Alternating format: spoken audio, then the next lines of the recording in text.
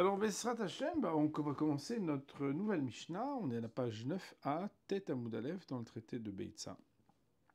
Et la Mishnah nous dit Bet Shemai Omrim Ben Molechim et Asulam Mishovach Leshovach, Aval Miteu Mechalon Lechalon Betil Matirim. Une discussion entre Bet Shemai et Bet Hillel. Bet Shemai de dire En Molechim, négation, on n'a pas le droit de déplacer. Le mot oler veut dire aller, le mot molir veut dire faire aller, c'est-à-dire apporter, transporter, et soulam, l'échelle, mishovach leshovach, d'un pigeonnier à un autre. Aval maté ou mehalon lehalon, mais on aura le droit de le pencher. Donc ce soulam, qui en hébreu on dit le parce que c'est masculin, mais en français c'est une échelle. Mehalon lehalon, d'une fenêtre de pigeonnier à un autre. Bet Hillel matirim. Et quant à eux, Bet Hillel sont plus cool à permettre ce que Bet Shammai interdise. Rashi Akadosh, qui est une petite douzaine ou quinzaine de lignes en dessous dans l'intérieur de la page, vous le voyez, n'est-ce pas? Il est marqué Matnitin, qui veut dire notre Mishnah. Et là, il est marqué El Molechim et Tassoul. On peut avoir le droit de déplacer et d'emmener l'échelle d'un endroit à l'autre. Alors, vous vous rappelez que quand je traduis Kassal Kadatar, je le traduis avec une petite note personnelle pour dire qu'il te serait monté à l'esprit, et moi j'ajoute de manière erronée. Le Kassal Kadaitar est toujours une manière d'anticiper de la part de Rashi une chute qui va contrarier l'hypothèse erronée.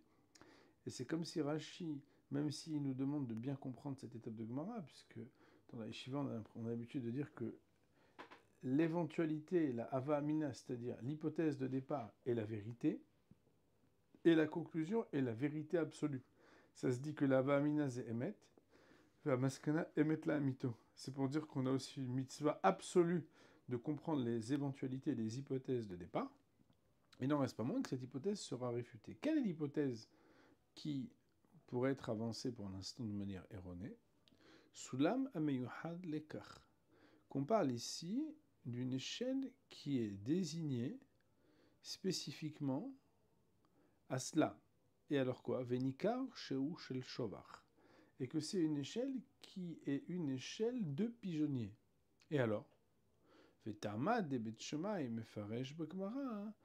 Et la raison de Bet Shemai, qui interdisent donc, va être explicitée dans la Gemara, de Asre, ve'afalpi sheuba litol gozalot le simchat yom tov.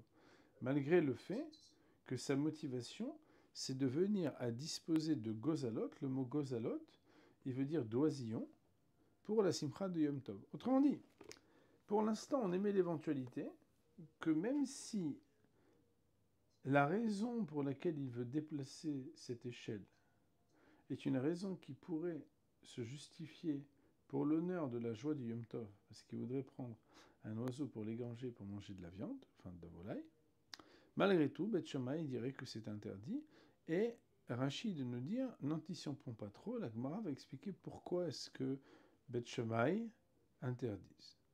Mais halon le halon, quand on parle d'un halon à une autre, une fenêtre à une autre, alors on dit, c'est quoi la différence entre shovar, le shovar d'un pigeonnier à un autre, ou bien halon le halon d'une fenêtre à une autre? Rachid nous dit, beoto shovar, on parle d'un seul et même pigeonnier, Atzmo, lui-même, sheken derech shovar liot bo mechitzot arbe, car c'est l'habitude des pigeonniers d'avoir plusieurs parois multiples, ken lechol zug vegzug, avec des chambres individuelles, des suites individuelles pour chaque couple d'oiseaux, vehalon lechol ken veken, et une fenêtre pour chacun des nids. Alors je vais vous en donner une petite représentation. Alors la Gemara, maintenant qu'on a vu aussi dans le petit dessin, c'est très très beau de voir un dessin. Des fois un dessin c'est une seconde de le regarder et on gagne quelques minutes d'explication. La Gemara maintenant va aborder ce texte de Mishnah et nous dire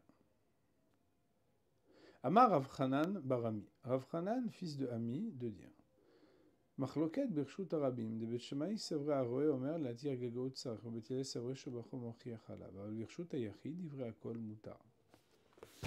Ici, Rav Hanan Barami vient essayer de mettre le curseur pour savoir dans quel cas de figure la discussion entre Bet Shammai et Bet Hillel, Bet Shammai qui interdisent et Bet Hillel qui permettent, se trouve. Et la première hypothèse qui est donnée, c'est que la marloquette, la discussion entre Beth Shammai et Beth Hillel, est Birshut Aramim, dans un domaine public. Dans un domaine public, des Beth Shammai, c'est vrai que Beth Shammai soutiennent l'opinion à Roé Omer que la raison pour laquelle c'est interdit, c'est parce que celui qui va regarder, celui qui déplacerait, si on lui permettait de le déplacer, ce soulam, cette échelle, Omer, va se dire, de prendre les guillemets, Leati Argago ou Tsarir. C'est pour venir enduire son toit qu'il en a besoin. Et alors? Et comme il pourrait mal interpréter la raison du déplacement de cette échelle, afin que notre comportement ne suscite pas un jugement erroné qui associerait le déplacement de cette échelle à une action interdite le Yom Tov, on va l'interdire. Et Beth Hillel, ou Beth Hillel savrait, Shobacho Mochiach Alav. Alors que Beth Hillel de dire, ben non, la nature de son échelle, alors Shobacho, ici, ça veut dire comment on appelle ça,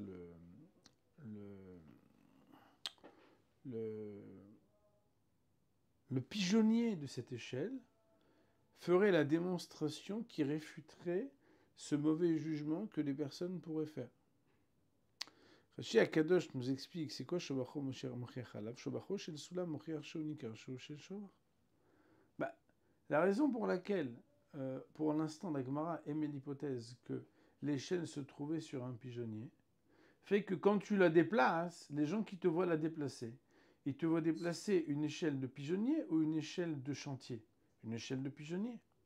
C'est la raison pour laquelle, pour Beth Hillel, le fait que l'échelle de pigeonnier, tu la déplaces d'un pigeonnier vers un autre pigeonnier, fait que si quelqu'un venait à te juger, il te juge de manière totalement irréelle. Alors que pour Beth Shammai, le fait de te voir déplacer une échelle, c'est pouvoir supposer que tu vas faire des travaux pendant Yom Tov, et cela est une attitude qui n'est pas permise.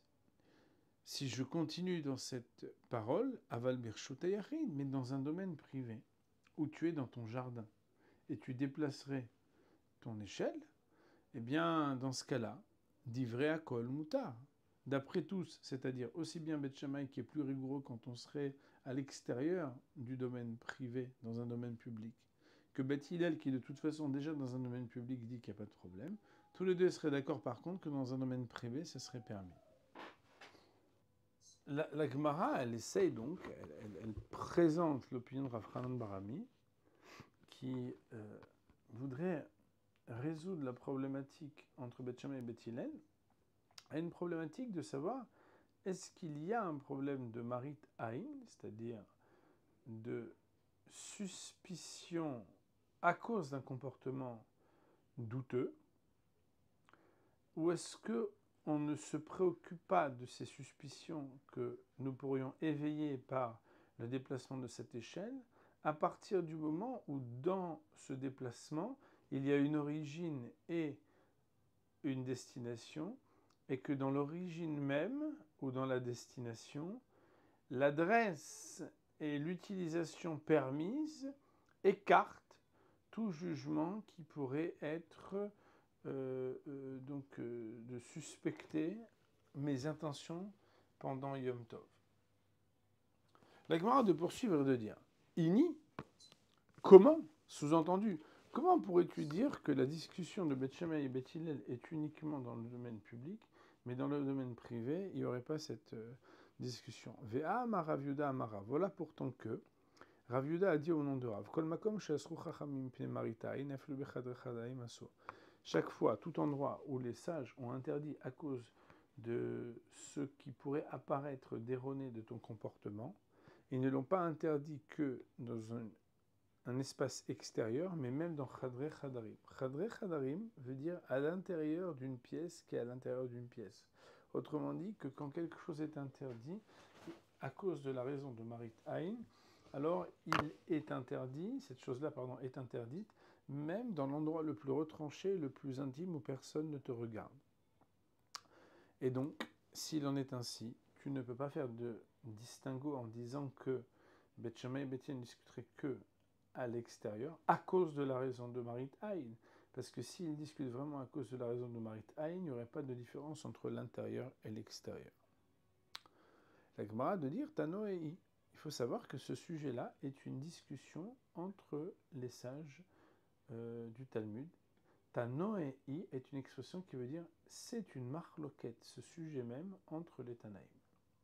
Alors c'est très intéressant puisque la Gemara nous dit Tania, car il est une braïta qui dit. Et là on s'attend à voir une discussion sur ce sujet. Shotehan behama avalo keneged ha'am. Rabbi Eliezer ve Rabbi Shimon osrim. Alors, ce texte-là, Shotehan, on a le droit de les étendre. On ne sait pas de quoi on parle. Rashi Akadosh nous dit, nous sommes à la ligne qui commence par Kavaté, et si Rashi ne l'avait pas dit, on aurait dû savoir que c'est une Gemara dans le traité de Shabbat, tel qu'on le voit dans la petite annotation, qui nous dit que c'est dans le traité de Shabbat à la page 65a, mais Rashi Akadosh nous fait le cadeau de nous dire, je ne sais pas si vous l'avez, dans le titre Shotehan Bahama, qu'on a le droit d'étendre au soleil. De quoi on parle? Mishinashru Kelav Baderer Bemekshamim, celui dont les vêtements sont tombés. Le mot kelim dans le Mishnah, je l'ai déjà dit, je pense à plusieurs reprises, désigne souvent, pour ne pas dire quasiment tout le temps, les habits et non pas des outils. Celui dont les habits sont tombés en chemin dans les eaux de pluie, et on parle du Shabbat, Shoteham Bahama Ve'nikvim Elem. Il a le droit de les étendre au soleil et ils pourront être séchés. On retrouve le mot Negev, Magevet, okay? Ve'em Negevim Me'elem, et ils se sèchent tout seuls. Avalo Keneged Ha'am. Mais il n'a pas le droit de le faire devant le peuple, c'est-à-dire devant tout le monde. Pourquoi? Rachid de dire, chez Loyomru Chibesan Beshabbat, afin que les gens ne puissent pas dire, mais lui, il les a lavés Shabbat. Alma, Mide Demishu Maritaïn Mutar, Bemakom Tsanoa. Tu dirais de là que d'après cette opinion qui est citée dans la première opinion anonyme de la Braïta, si on a le droit de les étendre au soleil, mais pas devant tout le monde, c'est que quelque chose qui pourrait être sujet à suspicion si tu le faisais devant tout le monde n'est pas interdit quand tu ne le fais pas devant tout le monde. Alors que Rabbi Eliezer et Rabbi Shimon Osrim l'interdisent.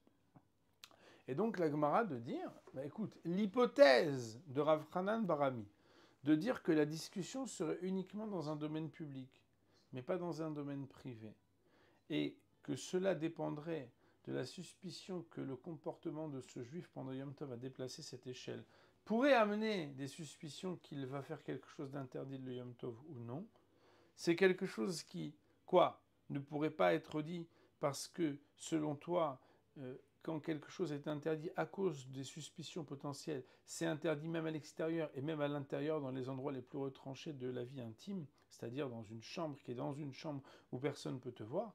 Mais cela n'est pas vrai, puisque on voit un autre texte dans le traité de Shabbat où ce qui peut être interdit devant tout le monde est permis devant personne quand on est uniquement devant le soleil et pas devant le peuple. Et ce sujet-là est une discussion. Et peut-être que Rav Hanan Bar Ami, quant à lui, il rejoint l'opinion qui fait un distinguo entre lorsqu'on est exposé à tout le monde ou lorsqu'on est derrière tout le monde. Et donc, on voit ici une première manière d'expliquer la marloquette entre Beth Shammai et Beth Hillel.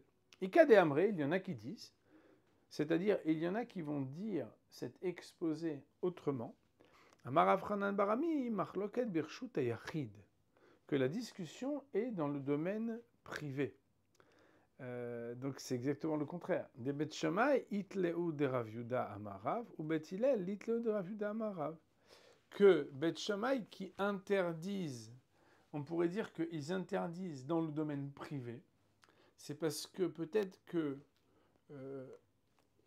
ils discutent justement sur le principe de savoir est-ce que quand on interdit à cause des suspicions que peuvent suggérer nos comportements, c'est uniquement à l'extérieur et pas à l'intérieur. Alors que donc Beth Shammai interdirait aussi à l'intérieur, parce qu'il dit, moi je tiens comme Rav Yuda Amarav, tout ce que les Rachamim ont interdit à l'extérieur, ils l'interdisent aussi à l'intérieur, alors que Beth Hillel dirait pas du tout, à partir du moment où on interdit à l'extérieur, on n'interdit pas à l'intérieur. Mais Birshut Arabi, mais dans le domaine public par contre, vivrait à Kol Assour, d'après tout le monde, ça serait interdit. On voit ici deux manières d'aborder et de proposer la discussion entre Beth Shammai et Beth Hillel par rapport à la problématique de savoir est-ce que les choses qui sont interdites à cause du principe de Marit Aïn, ce que mon comportement pourrait amener comme suspicion de la part de ceux qui me voient, est quelque chose qui est interdit uniquement dans le domaine de là où il est possible de me voir à l'extérieur de ma vie privée dans le domaine public, ou bien même à l'intérieur de ma vie privée, donc dans le domaine privé. Et la Gemara de dire, Tanoé. Donc, la Gemara dit, Leima Rav de Amar ke Bet Shammai.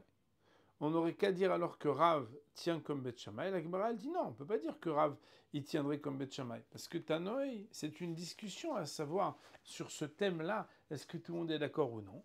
Parce qu'il est marqué, d'Etania, une braïta qui enseigne Shotham Bahama Balo Kenegedam, Rabbi Leiza et Rabbi Shimon. Je vais vous laisser faire Chazera sur cette partie et nous la reprendrons, Bezat Hashem, au prochain cours. On va dire Baruch Olam, Amen Ve'amen.